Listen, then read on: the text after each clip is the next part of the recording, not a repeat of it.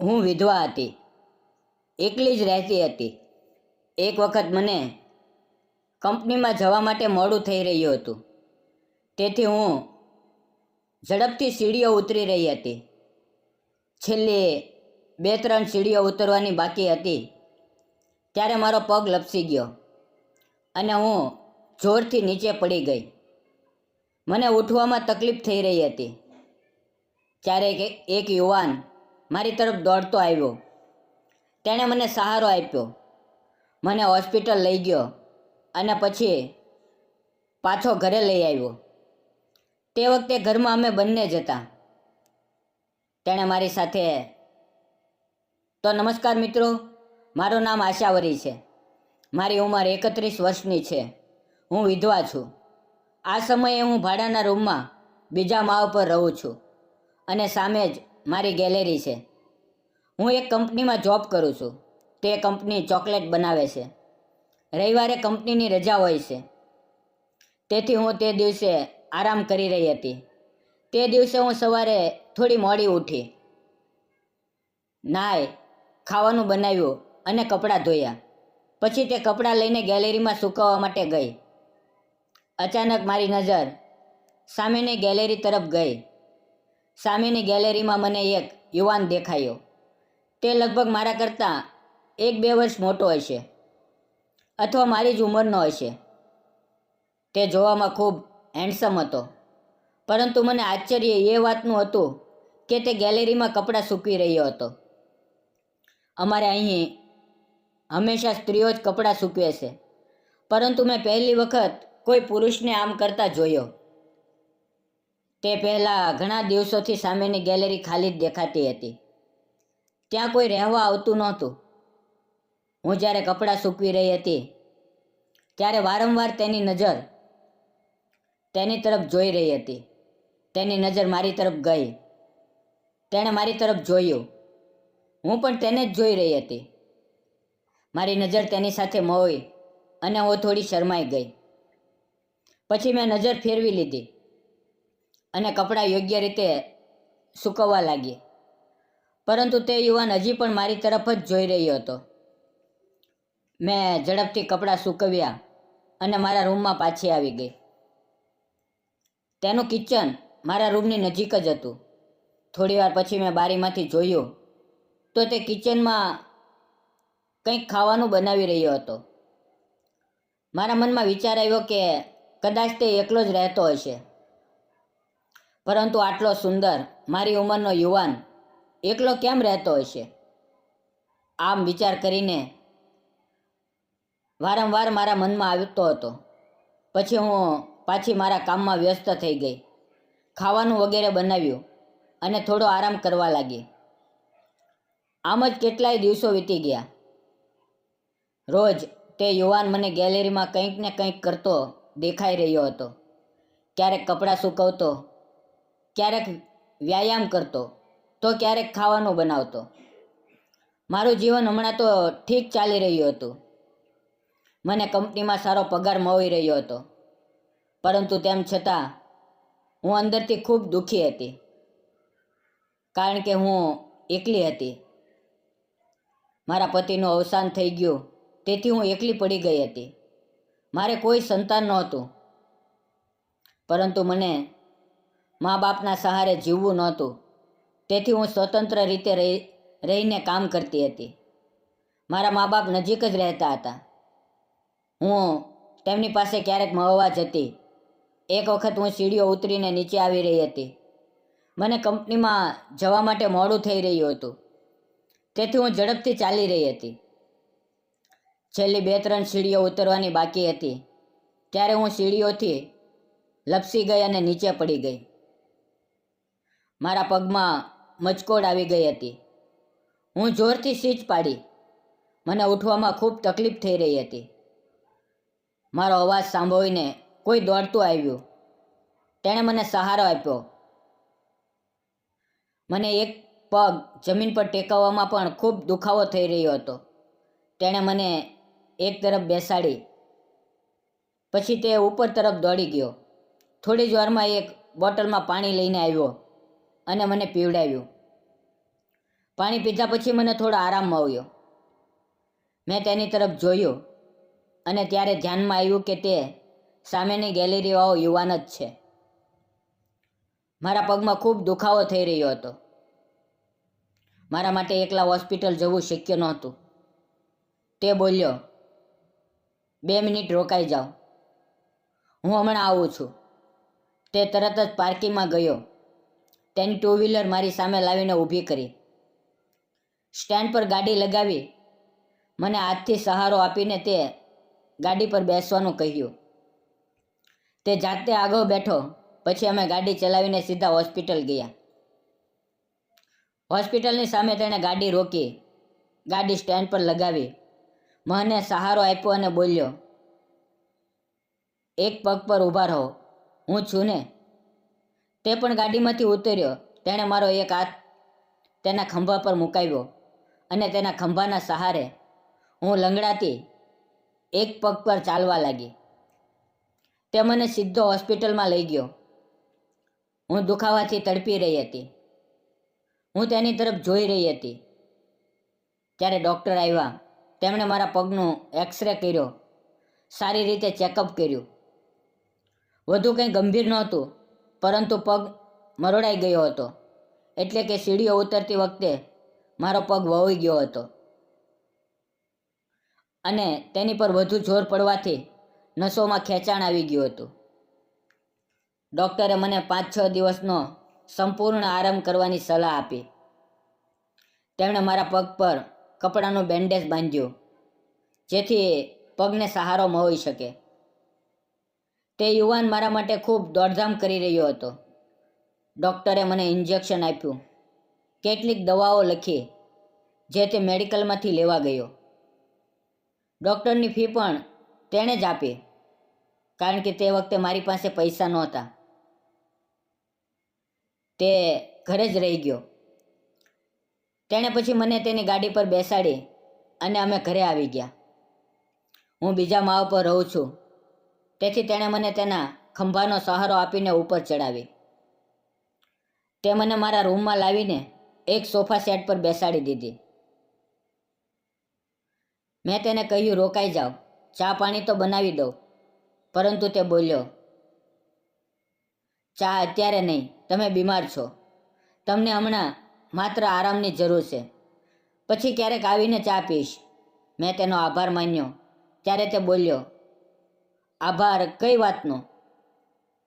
આપણે એકબીજાની મદદ કરવી જોઈએ. તે ખૂબ સારી રીતે વાતો કરતો હતો. તેનો વાત સાંભળીને જ મને સારું લાગતું હતું. તે ગયો તો હું એક પગ પર લંગડાતી ગેલેરીમાં આવી. તે સીડીઓ ચડીને ઉપર જઈ રહ્યો હતો. અમે બંનેએ એકબીજા તરફ જોયું અને હળવી મુસ્કાન આપી. પછી હું એક રૂમમાં આવી આરામ કર્યો.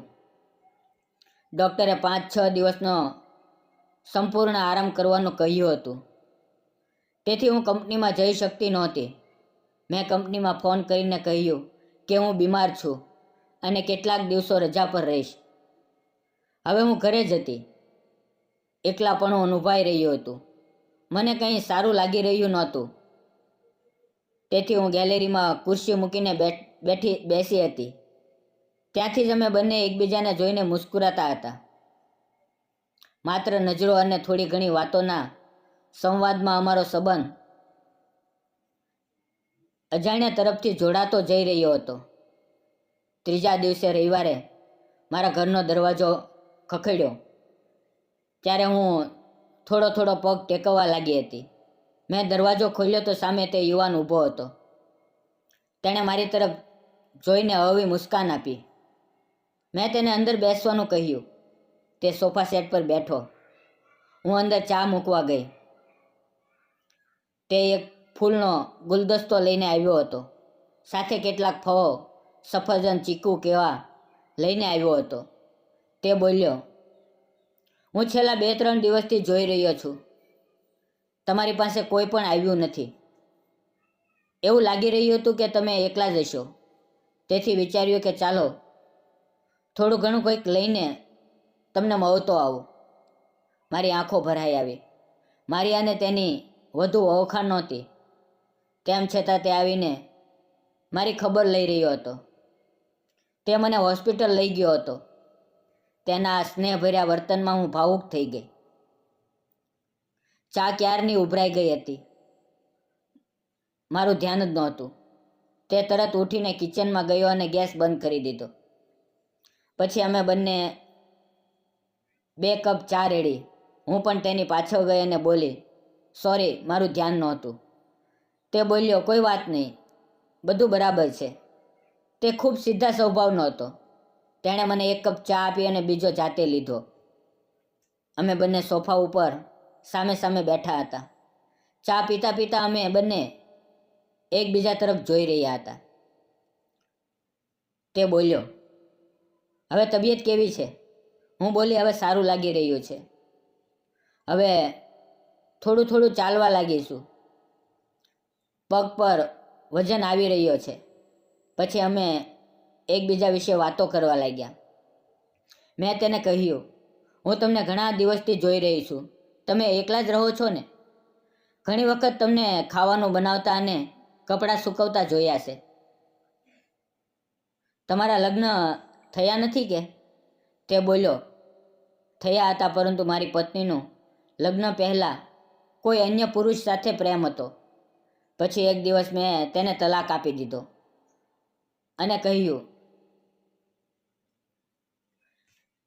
અને મેં તેને કહ્યું, તું જ્યાં ખુશ રહી શકે ત્યાં રહે, મને કોઈ વાંધો નથી. તે તેના પ્રેમી સાથે રહે છે, આઝાદ છે. મેં તેને કોઈ તકલીફ આપી નથી. આમ પણ મને એકલા રહેવું પસંદ છે. જો અમારું મન સાફ હોય તો અને કોઈનું ખરાબ ન કર્યું હોય તો અમને પણ શાંતિ મળે છે. તેની વાતો મને ખૂબ પસંદ આવી. હું બોલી, સાચું છે, પરંતુ તમે હજી તમારું નામ કહ્યું નથી. તે મુસ્કુરાયો અને બોલ્યો, મારું નામ અમિત છે. હું એક ગામનો છું. અહીં એક કંપનીમાં મેનેજર તરીકે કામ કરું છું. પછી તેણે પૂછ્યું, તમારું નામ? હું બોલી, મારું નામ આશાવરી છે. હું વિધવા છું. લગ્નને 5-6 વર્ષ થયા છે, પરંતુ કેટલાય વર્ષમાં જ મારા પતિનું અવસાન થઈ ગયું. મેં તેમની સાથે ખૂબ પ્રેમ કર્યો. બીજા લગ્ન કરવાનું ક્યારેય મન થતું નથી. હું એકલી રહું છું. ક્યારેક આ જિંદગી ખૂબ ચૂભતી હોય છે. લોકો ગંદી નજરથી જુએ છે, જેનાથી વધુ તકલીફ થાય છે. આ સાંભળીને તેની આંખોમાં પણ આંસુ આવી ગયા. પછી અમે ઘણી વાર વાતો કરતા રહ્યા. કેટલાય સમય પછી તે બોલ્યો, ચાલો હવે હું જાઉં છું. હું બોલી, જ્યારે મારો પગ ઠીક થઈ જશે ત્યારે હું તમને ખાવા પર બોલાવીશ, જરૂર આવજો. તે મુસ્કરાઈને હા બોલ્યો. તેના ગયા પછી હું તેની જતી પડછાયાને જોઈ રહી હતી. તે ખૂબ નિર્મળ હૃદયનો હતો. તેના વર્તનમાં કોઈ સ્વાર્થ નહોતો. તેની સુંદરતા માત્ર ચહેરા પર જ નહીં, પરંતુ હૃદયમાં પણ હતી. મારું મન તેની તરફ ખેંચાતું ચાલ્યું ગયું. હવે મારો પગ ઠીક થઈ ગયો હતો. હું ફરી ઓફિસે જવા લાગી હતી. અમે બંને ફરી ગેલેરીમાંથી એકબીજાને જોવા લાગ્યા. ધીમે ધીમે રવિવાર આવી ગયો. આજે મારે રજા હતી. મેં નક્કી કર્યું, આજે અમિતને ખાવા પર બોલાવવો છે. હું ગેલેરીમાં ગઈ ત્યારે તે વ્યાયામ કરી રહ્યો હતો. તેનું શરીર સુગંધિત અને મજબૂત લાગી રહ્યું હતું. તેણે બનિયન પહેરી હતી અને તે ખૂબ સારો લાગી રહ્યો હતો. મેં તેને ઈશારો કરીને બોલાવ્યો. તે મુસ્કરાયો. મેં કહ્યું, આજે રજા છે, 10 વાગ્યે ખાવા પર આવજો. તેણે હસતા હસતા હા કરી. મેં તેના માટે શ્રેષ્ઠ ખાવાનું બનાવ્યું. બધા પસંદગીના વ્યંજનો બનાવ્યા. બરાબર 10 વાગ્યે દરવાજા પર બેલ વાગી. હું દરવાજા તરફ ગઈ. દરવાજાની જાળીમાંથી જોયું. અમિત સામે ઊભો હતો.